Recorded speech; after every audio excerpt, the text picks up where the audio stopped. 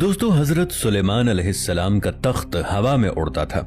حضرت سلیمان علیہ السلام پرندوں کی بولیاں سمجھ لیتے تھے۔ حضرت سلیمان علیہ السلام نے مسجد اقصی میں ورم ہول کیوں بنوایا تھا؟ سوال یہ ہے کہ حضرت سلیمان علیہ السلام یہ سب کیسے کر لیتے تھے؟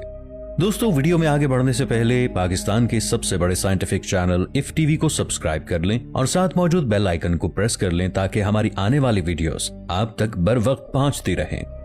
دوستو سلیمان علیہ السلام اللہ تعالیٰ کے برگزیدہ نبی تھے۔ آج سے تقریباً 3000 سال پہلے حضرت سلیمان علیہ السلام جنوں، انسانوں اور پرندوں پر بیک وقت حکومت کرتے تھے۔ حضرت سلیمان علیہ السلام اپنے اڑنے والے تخت پر 8 گھنٹے میں پورے مہینے کا سفر طے کر لیا کرتے تھے۔ سوال یہ ہے کہ کیا حضرت سلیمان علیہ السلام کے زمانے میں اڑنے والی مشینیں بھی پائی جاتی تھیں؟ پرانی زبانوں پر ریسرچ کرنے والے بھارتی ڈاکٹر جوسیر نے ایک حیران کن تحقیق کی۔ ڈاکٹر جوسیر کے مطابق آج سے ہزاروں سال پہلے کے انسان ٹیکنالوجی میں بہت آگے تھے۔ ڈاکٹر جوسیر نے قدیم ترین کتابوں میں اڑنے والی مشینوں کے ڈیزائن اکٹھے کیے ہیں۔ جدید ترین جہازوں کے یہ ڈیزائن دیکھ کر عقل دنگ رہ جاتی ہے۔ 1981 میں ڈیوڈ ہیچر چلڈرس نامی ایک امریکی ریسرچر نے ایک حیران کن کتاب لکھی۔ اس کتاب میں ڈیوڈ ہیچر نے انکشاف کیا کہ قدیم زمانوں کے لوگ سائنسی ٹیکنالوجی میں بہت آگے تھے۔ ڈیوڈ ہیچر کی تحقیق کے مطابق صدیوں پہلے ہوا میں اڑنے والی ایسی مشینوں کا ثبوت ملتا ہے جن کے ذریعے قدیم زمانوں کے لوگ آسمانوں میں سفر کیا کرتے تھے۔ سوال یہ ہے کہ حضرت سلیمان علیہ السلام جس تخت پر سفر کیا کرتے تھے وہ تخت بھی ایسی ہی کوئی اڑنے والی مشین تھا؟ امریکی خلائی ادارے ناسا نے کچھ سال پہلے باقاعدہ تسلیم کیا تھا کہ صدیوں سے زمین کی فضا میں اڑن تشتریوں کے دیکھے جانے کے ثبوت مل رہے ہیں۔ ناسا کا کہنا تھا کہ وہ آج تک آسمان پر اڑنے والی ان پر اسرار اڑن تشتریوں کا راز نہیں جان سکے۔ عین ممکن ہے کہ سلیمان علیہ السلام بھی ایسی ہی کسی اڑنے والی مشین میں سفر کرتے ہوں۔ 19ویں صدی کے آخر میں ساؤتھ افریقہ کے ملک کولمبیا میں کھدائی کے دوران ہزاروں سال پرانے جدید دور کے جہازوں کی شکل جیسے نمونے ملے ہیں۔ یہ بالکل ایسے تھے جیسے کوئی جدید دور کے جہاز ہوں۔ سائنسدانوں کے لیے یہ حیران کن بات تھی کہ آج سے ہزاروں سال پہلے کی تہذیبوں کو جدید دور کے ہوائی جہازوں کے بارے میں کیسے علم ہوا؟ دوستو مسجد اقصی کی تعمیر بھی حضرت سلیمان علیہ السلام نے کروائی۔ ان مساجد کی تعمیر کے لیے سلیمان علیہ السلام نے جنات کو استعمال کیا۔ جنات دور دور سے پتھر اور سمندر سے مٹی نکال کر لایا کرتے تھے۔ مسجد اقصی وہی جگہ ہے جہاں سے آپ صلی اللہ علیہ وآلہ وسلم کو اللہ تعالیٰ نے آسمانوں پر بلوایا تھا۔ سوال یہ ہے کہ آخر مسجد اقصی میں کون سی ایسی بات ہے کہ اللہ تعالیٰ نے یہیں سے آپ کو معراج پر بلوایا؟ گویا مسجد اقصی کے پاس کوئی ایسا راستہ ہے جس کے ذریعے آسمانوں تک جایا جا سکتا ہے۔ یہ بات ذہن میں رکھیے گا کہ مسجد اقصی جنات نے تعمیر کی تھی۔ جنات ایک 4th ڈائمینشنل مخلوق ہے۔ 4th ڈائمینشنل مخلوق ایسی مخلوق ہوتی ہے جس کو سمجھنا انسانی حواس خمسہ کے لیے بہت مشکل ہے۔ جب حضرت سلیمان علیہ السلام جنات سے مسجد اقصی کی تعمیر کروا رہے تھے تو یہ دراصل مسجد اقصی کی تعمیر نہیں تھی۔ حضرت سلیمان علیہ السلام جنات سے ورم ہول بنوا رہے تھے۔ ورم ہول سے مراد آسمان تک جانے والا ایسا شارٹ کٹ راستہ ہے جس کے ذریعے آخری نبی صلی اللہ علیہ وآلہ وسلم نے معراج کے سفر کو جانا تھا۔ الہامی کتابوں میں ایسے راستوں کا ذکر ملتا ہے جن کے ذریعے پلک جھپکنے میں اربوں میل کا فاصلہ طے کیا جا سکتا ہے۔ مشہور سائنسدان آئنسٹائن نے اس بات کی تصدیق کی تھی کہ واقعی ہماری کائنات میں ایسے شارٹ کٹ راستے موجود ہو سکتے ہیں جن کے ذریعے آپ 1 سیکنڈ سے بھی کم وقت میں ایک سیارے سے دوسرے سیارے تک پہنچ سکتے ہیں۔ اللہ تعالیٰ نے قرآن پاک میں بھی کئی جگہوں پر ایسے شارٹ کٹ راستوں کا ذکر کیا ہے۔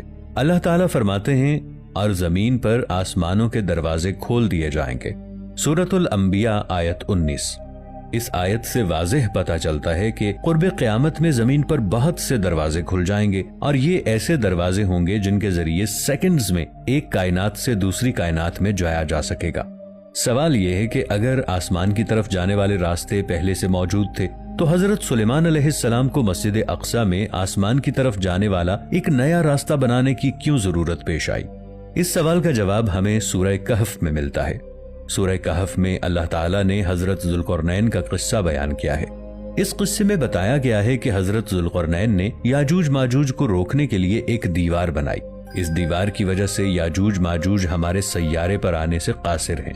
دراصل حضرت ذوالقرنین نے زمین پر کھلنے والے تمام ورم ہولز کو بند کر دیا تھا۔ حضرت سلیمان علیہ السلام کو آسمان کی طرف جانے والا نیا راستہ بنانے کی ضرورت ہی اسی لیے پیش آئی کیونکہ پچھلے تمام راستے حضرت ذوالقرنین علیہ السلام بند کر چکے تھے۔ اب سوال یہ ہے کہ ورم ہول بنانے کے لیے حضرت سلیمان علیہ السلام نے مسجد اقصی کا انتخاب ہی کیوں کیا؟ 20ویں صدی کے اوائل میں ماہر آثار قدیمہ الفرڈ واٹکنز نے لے لائنز کا تصور دیا۔ الفرڈ واٹکنز کے مطابق زمین پر مختلف مقدس مقامات اور قدیم سٹرکچرز کے مابین مقناطیسی لائنز پائی جاتی ہیں۔ کچھ ماہرین کا خیال ہے کہ یہ مقناطیسی لائنز زمین کی توانائی کے مرکز سے جڑی ہوئی ہیں۔ حضرت سلیمان علیہ السلام نے مسجد اقصی بھی شاید ایسے ہی کسی پوائنٹ پر تعمیر کروائی تھی۔ زمین پر ورم ہول بنانے میں حضرت سلیمان علیہ السلام کے وزیر آصف بن برقیہ رحمت اللہ علیہ کا کردار بھی سب سے زیادہ تھا۔ آصف بن برقیہ ایک انسان تھے۔ آصف بن برقیہ رحمت اللہ علیہ ورم ہول بنانے کے ماہر تھے۔ جنات خود کو حضرت سلیمان علیہ السلام کا جانشین سمجھتے تھے، اسی وجہ سے حضرت سلیمان علیہ السلام کے دربار میں جنات اور انسانوں کے مابین ایک خلش رہتی تھی۔ بعض اسناد کے مطابق حضرت سلیمان علیہ السلام کی وفات کے بعد ابلیس نے جادو اور عملیات کی ایک کتاب لکھی۔ اس کتاب کا مقصد حضرت سلیمان علیہ السلام کو بدنام کرنا تھا۔ اس کتاب کی جلد پر لکھا تھا کہ یہ وہ علوم ہیں جو آصف بن برقیہ نے سلیمان بادشاہ کے لیے لکھے۔ اس کتاب سے ابلیس یہ ثابت کرنا چاہتا تھا کہ حضرت سلیمان علیہ السلام نے جادو کے ذریعے حکومت حاصل کی تھی۔ اس کتاب کا نام کلیات آصف بن برقیہ ہے۔ یہ کتاب آج بھی موجود ہے۔ حقیقت یہ ہے کہ اللہ کے نبی کبھی بھی جادو کا سہارا نہیں لیتے۔ جب حضرت سلیمان علیہ السلام نے ملکہ سبا کا تخت لانے کا حکم دیا تو آصف بن برقیہ تخت کیسے لے کر آئے؟ قرآنی آیات کے مطابق جب حضرت سلیمان علیہ السلام نے ملکہ سبا کا شاہی تخت منگوانے کا ارادہ کیا تو ایک جن نے کہا کہ میں آپ کے کھڑے ہونے سے پہلے اس تخت کو یہاں لے آؤں گا۔ ایک اور شخص جن کو کتاب کا علم دیا گیا تھا، انہوں نے کہا کہ میں پلک جھپکنے سے پہلے تخت کو حاضر کر دوں گا، اور انہوں نے یہ کام انجام دے دیا۔ سورۃ النمل کی آیت 40 میں اللہ نے اس فرد کا نام نہیں لیا، لیکن مشہور نظریے کے مطابق مفسرین اس شخص کو آصف بن برقیہ سمجھتے ہیں۔ اسی طرح بعض مفسرین اس شخص کو حضرت سلیمان علیہ السلام اور بعض ان کو حضرت خضر علیہ السلام قرار دیتے ہیں۔ سوال یہ ہے کہ حضرت سلیمان علیہ السلام کے وزیر آصف بن برقیہ کا تعلق ہماری کائنات سے تھا یا کسی اور کائنات سے؟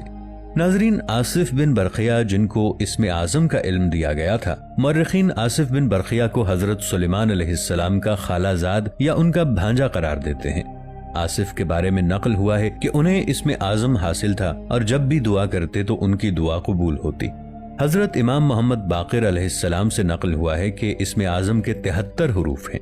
ان میں سے آصف بن برقیہ کو صرف ایک حرف کا علم دیا گیا تھا۔ حضرت سلیمان علیہ السلام نے عمر کے آخری ایام میں اللہ کے حکم سے آصف بن برقیہ کو اپنا وصی مقرر کیا اور موارث انبیاء، نور اور حکمت ان کے سپرد کر دیا۔ آصف نے بھی اللہ کے حکم سے اپنی وفات کے وقت جو بھی ان کے پاس تھا اسے اپنے فرزند صفورہ کے حوالے کیا اور ان کو اپنا وصی بنایا۔ البتہ بعض روایات کی بنا پر آصف بن برقیہ نے اپنے بعد حضرت زکریا علیہ السلام کو اپنا وصی بنایا تھا۔ دوستو، ویڈیو اچھی لگنے کی صورت میں اسے لائک اور شیئر ضرور کیجیے گا۔ ملیں گے نئی ویڈیو کے ساتھ، تب تک کے لیے اللہ نگہبان۔